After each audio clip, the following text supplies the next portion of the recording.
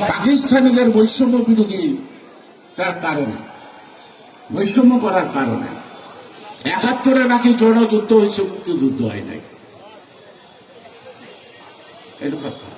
অর্থাৎ যারা ৭১ সালের মুক্তিযুদ্ধকে স্বীকার করেন না তারা রাষ্ট্রীয়ভাবে রাষ্ট্রদ্রোহী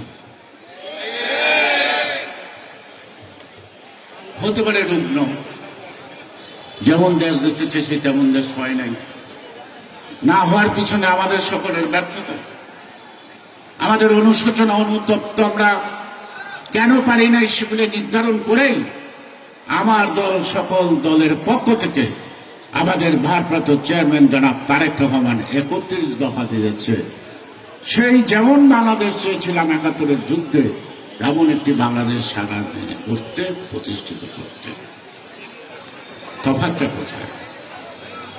আমি তো কোনো তফাৎ দেখি নাই। ইদানিংকালে একটি দল খুব বেশি চোখ রাঙায় কথা কয়,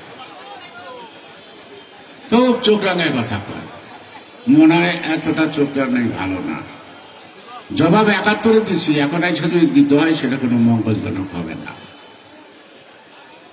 এখন প্রশাসনে যাবেন, যেখানে যাবেন সেখানে যাবেন, সব আওয়ামী লীগ জামাত হয়ে গেছে, মনে করে জামাত ক্ষমতায় এসে গেছে। আমি কি ভুল বলতেছি না সঠিক বলতেছি? সুতরাং সর্বকালের সর্বশ্রেষ্ঠ মুক্তিযোদ্ধা, স্বাধীনতার ঘোষক শুধু নয়, বীরাং কি রণাঙ্গনে বীর মুক্তিযোদ্ধা, শহীদ রাষ্ট্রপতি জিয়াউর রহমানের গড়া বাংলাদেশ জাতীয়তাবাদী দল। তিনি একটি জাতি সত্তা দিয়ে গেছেন পরিচয়, আমরা সবাই বাংলাদেশী। আমরা জন্মে হিন্দু, মুসলিম, বৌদ্ধ, খ্রিস্টান, আমরা ভাষায় নানা ভাষার লোক হইতে পারি, বাট এই ভৌগোলিক অঞ্চলের মধ্যে আমরা যারা জন্মগ্রহণ করছি, বিশ্বাস করি তারা আমরা সবাই বাংলাদেশী। সুতরাং এই সুযোগটাকে কেন্দ্র করে যদি কেউ অতি বাড়াবাড়ি করেন, সেই মুক্তিযুদ্ধকে অস্বীকার করেন, তাদেরকে সম্মান করতে যদি লজ্জা বোধ করেন, তাহলে কিন্তু জাতি কাউকে ছেড়ে দেবে না। এই জাতির অনেক মায়ের বুক খালি হয়েছে, একান্ত অনেক বোন বিধবা হয়েছে, মা বিধবা হয়েছে। একটা স্বাধীন দেশ পেয়ে তারা সন্তানের যন্ত্রণা মুক্তি পেল, আজকে নতুন করে তাদের মধ্যে সেই যন্ত্রণা কাজ করে আমার ছেলে কেন মুক্তিযুদ্ধ করছে, এমন দেশ দেখার জন্য কি আমার ছেলেকে হারিয়েছি? নিশ্চয়ই না। সেই মায়ের আর্তনাদের জবাব অথবা সান্ত্বনা আমাদেরকে দিতে হলে আমরা যেমন বাংলাদেশের জন্য মুক্তিযুদ্ধ করেছি, ন্যায় বিচার, সাম্য নাকি আইনের শাসন এবং ধর্মবর্ণ নির্বিশেষে সকলের অধিকার প্রতিষ্ঠাই ছিল বিএনপির প্রতিশ্রুতি। বিএনপির সেই প্রতিশ্রুতি রক্ষায় বদ্ধপরিকর। আঘাত যেটা আসে আসুক, সকল আঘাতকে ফেরত দেওয়ার জন্য আমরা প্রস্তুত আছি। আমাদের নেত্রী বেগম খালেদা জিয়া কি কষ্ট না করল, কি অত্যাচার তার উপরে না হলো, কি কারণে অপবাদ দিয়ে তাকে জেল দেওয়া হলো, আজকে সবার জবাব কিন্তু চলে আসছে। আরেকজন পালাইছে, এটা আমার কাছে আশ্চর্য কিছু না, এটা পালাই না পার্টি। ৭১ বাপে পালাইছে, এইবার কি মায়ে পালাইছে, নাতি নাতিরা তো দেশেই নেই, আর পালাইব কোথায়? ওগুলোও পালাইব। এটা পালায় না, ওরা পালায়, ওরা পালায়।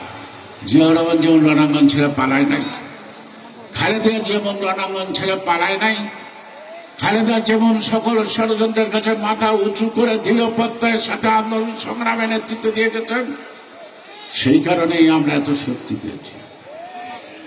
এখনো খালেদা যে আছে, জিয়া রহমানের আদর্শ আছে, এখনো আন্দোলন পরিচালনার দক্ষতা তাদেরই যোগ্য উত্তরসূরি আমাদের দলের ভারপ্রাপ্ত চেয়ারম্যান, তিনি তার দক্ষতা ইতিমধ্যেই জনগণের কাছে প্রতিষ্ঠিত করেছেন।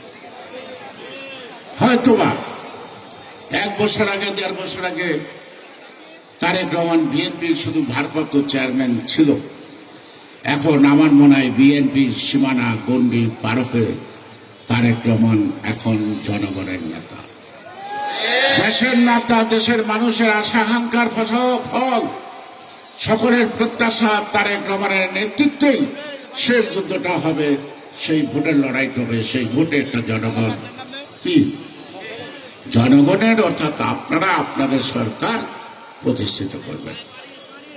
এর বেশি কিছু বলার নাই। রাজনীতি আপনারা বুঝেন, আকাশ দেখলেই বুঝতেছেন দিনটা কেমন যাবে। এখন রাজনীতি চারিদিকে পর্যবেক্ষণ করলে, তাকাতাকি করলেই বোঝা যায় মানুষের মধ্যে একটা আশঙ্কা আছে, একটা আতঙ্ক আছে। নির্বাচনটা হবে কি হবে না, সরকার কি চায় আমরা তো বুঝি না, সরকার নিজেও বোঝে কিনা এই ব্যাপারে আমার সন্দেহ আছে। সুতরাং সরকার কি চায়, সরকার যদি না বোঝে, আম জনতা কিন্তু ঠিকই বোঝে। এই জন্যই আপনাদেরকে ডাকা, আপনাদের চোখে মুখের ভাষার থেকে আগামী দিন সুষ্ঠু অবাধ নির্বাচনের জন্য আমাদের কি করণীয়, আমরা অচিরেই সেই সিদ্ধান্ত নেব এবং আপনাদের ইচ্ছার প্রতিফলন আমাদের সেই সিদ্ধান্তের মধ্যে আসবে। এই কারণে আমরা প্রত্যেকটা জেলায় নানা ধরনের সভা করছি, মানুষের মনটা বোঝার জন্য। মানুষ কি ধৈর্যশীল, মানুষ কি অধৈর্য, মানুষকে নির্বাচন চায় না নির্বাচন চায় না, এটা দেখার জন্য। জিনিসপত্রের দাম আর কি করবে, জিনিসপত্রের দাম তো কমে নাই। সচিবালয় এই প্যাকেট লেনদেন কি কমছে, ঘুষ কমছে, কোনটা কমছে? কোনোটাই কমে নাই। কারণ সচিবালয়ে হাসিনাকে লুটপাটে যারা নাকি সহযোগিতা করছে, তারা এখন রাতারাতি বিভিন্ন, কেউ বিএনপি হয়ে গেছে, কেউ জামাত হয়ে গেছে না, কারণ সচিবালয়ে এখন আওয়ামী লীগ নাই। আর 5ই আগস্টের আগে সচিবালয়ে বোমা মারল যদি মারা যেত, একটা বিএনপি বা জামাত মারা যেত, তখন ছিল না। সুতরাং সুযোগ সন্ধানীরা ভুল পাল্টাবে, জনগণ তো ভুল পাল্টাবে না। জনগণের চাওয়া জনগণ সঠিকভাবে আদায় করতে জানে, অতীত তাই বলে, তাই না? কারণ ওই যে আপনার একটা গান পাগল মন, মন রে মন কেন এত কথা বলে।